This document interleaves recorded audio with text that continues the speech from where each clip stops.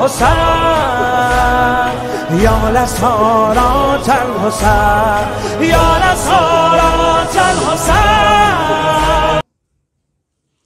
اور آپ تاریخ کو ملاحظہ فرمائیں، تاریخ جو ہے وہ عجیب ہے کہ امیر المومنین کوفہ میں اور میدان رحبہ میں آپ تشریف فرما ہیں، اور اصحاب کی ایک جماعت ہے، آپ اس میں خطبہ ارشاد فرما رہے ہیں، اور خطبے کے دوران غدیر کا ذکر ہوا، اور اس وقت تقریباً غدیر کو 25 سال جو ہے وہ ہو چکے ہیں، گزر چکے ہیں۔ تو غدیر کا جب ذکر ہوا تو آپ نے ملاحظہ کیا کہ اس مجمع میں تقریباً 7، 8 یا 10 افراد ایسے ہیں کہ جو غدیر میں موجود تھے۔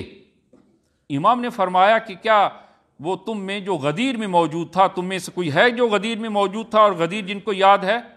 تو کچھ لوگوں نے ہاتھ کھڑے کیے، اور آپ نے دیکھا کہ کچھ لوگ ایسے ہیں کہ جو غدیر میں موجود تھے اور امیر المومنین کے ہاتھ پر بیعت کی ان لوگوں نے، اور منبر کے ساتھ بیٹھے ہیں، غدیر میں موجود تھے لیکن وہ خاموش بیٹھے ہیں۔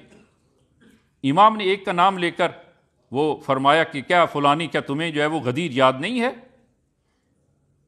اس نے تجاہل کیا اور کہا کہ یا امیر المومنین، بوڑھا ہو گیا ہوں، بھول گیا ہوں۔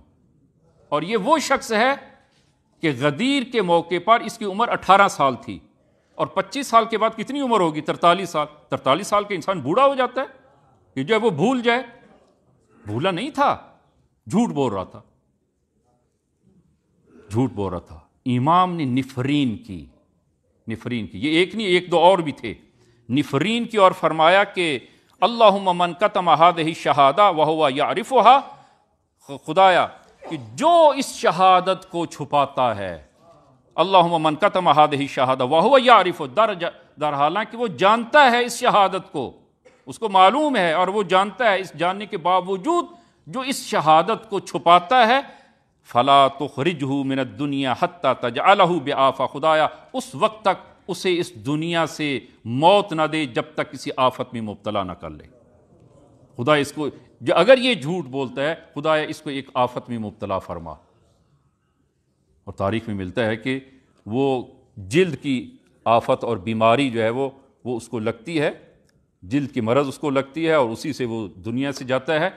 اور ایک دوسرا شخص جس نے جھوٹ بولا اور وہ اندھا ہو جاتا ہے، شہادت کو، حق کو جو ہے وہ چھپایا، حق کا انکار کیا، اور اس صاحب کا کہنا ہے آخری عمر تک جو وہ یہی کہتے تھے کہ یہ امیر المومنین کی وہ نفرین ہے کہ جو میں نے شہادت کو چھپایا اور حق کی شہادت نہیں دی، اور یہ نفرین ہے امیر المومنین کی جس میں مبتلا ہوا۔ نفرین کے ذریعے اظہار وہ غضب کیا امیر المومنین نے، نفرین کی۔